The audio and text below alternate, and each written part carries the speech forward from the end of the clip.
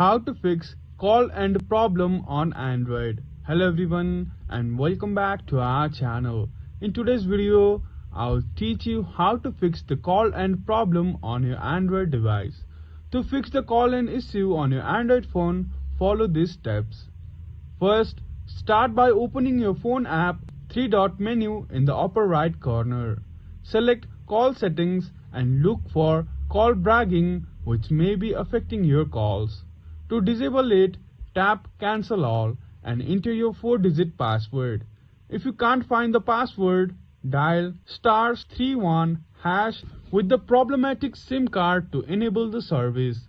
Next, press and hold the mobile data icon to access SIM card settings.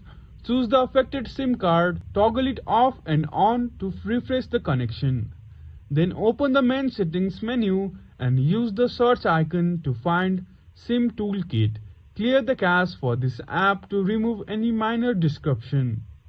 Finally, restart your device to apply the changes. And that's it. We hope this guide helps you. If it did, please give this video a thumbs up and subscribe to our channel. Thank you for watching and we will see you again in the next video.